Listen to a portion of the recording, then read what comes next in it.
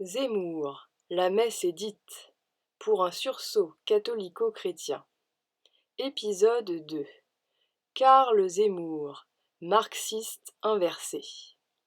Zemmour mentionne Karl Marx, expliquant que, selon Marx, juif lui-même, les juifs incarnent l'argent, l'individu, le capitalisme.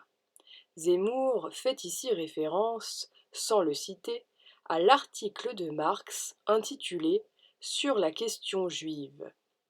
Santiago Armesia, politologue, docteur en économie et écrivain espagnol, spécialiste du marxisme, a d'ailleurs consacré une vidéo ô combien enrichissante au sujet de ce texte de Marx ô combien controversé, dont je me permets de citer un passage. Quel est le fond profane du judaïsme ? Le besoin pratique, l'utilité personnelle. Quel est le culte profane du juif ? Le trafic. Quel est son Dieu profane ? L'argent. Zemmour exprime son désaccord avec Marx. Selon Zemmour, les Juifs n'incarnent ni l'argent, ni l'individu, ni le capitalisme. Étudions successivement chacun de ces trois points. En ce qui concerne l'argent, Zemmour se prend dans ses propres contradictions quelques lignes plus bas, lorsqu'il revient à son analyse girardienne en accusant les catholiques de pécher par envie et par jalousie envers la réussite matérielle éclatante des Juifs et le fait qu'ils soient devenus de grands personnages dans la société. En ce qui concerne les deux autres points, Zemmour retourne la situation et procède à une double inversion des rôles, accusant au contraire les catholiques d'incarner l'individu d'une part et le capitalisme d'autre part. D'une part, ce seraient les catholiques et non pas les juifs qui incarneraient l'individu. C'est en fait le christianisme qui a créé la société des individus.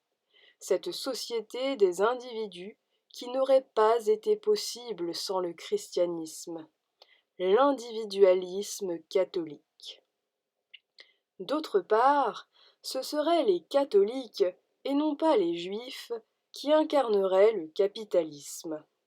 Emprunté à Pierre Musso, le raisonnement de Zemmour fait du catholicisme la religion industrielle.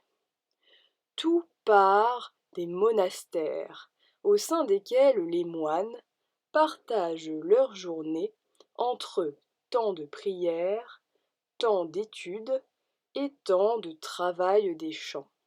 Ora et labora, selon la règle de saint Benoît. C'est vrai que le travail des champs, ça nous connaît.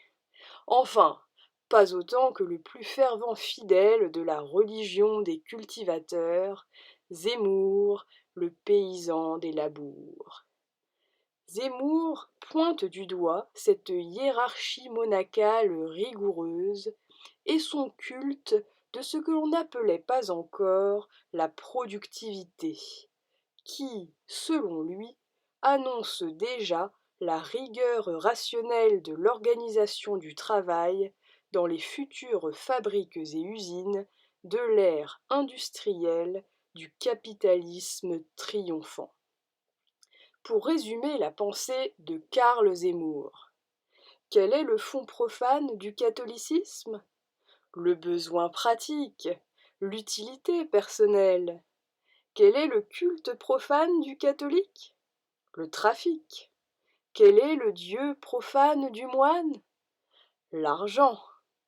Le plus drôle, c'est tout de même que Zemmour accuse sérieusement nos pauvres moines d'avoir été les précurseurs du capitalisme. Sacrés moines, obsédés par l'argent et par la rentabilité. Ils cachent bien leur jeu. Le culte de Dieu ne leur suffit pas. Il faut encore qu'ils lui ajoutent le culte de la productivité et la recherche du profit. Honte aux moines changeurs qui osent installer leur comptoir au sein de leur monastère, faisant de la maison du Père de Jésus une maison de commerce. Voici l'évangile de Jésus-Christ selon saint Jean, revu et corrigé par l'apôtre Éric. Au bout du compte, le plus grand regret de saint Zemmour, c'est de ne pas avoir été grand maître de la grande moinerie de France pour pouvoir brasser un maximum de blé.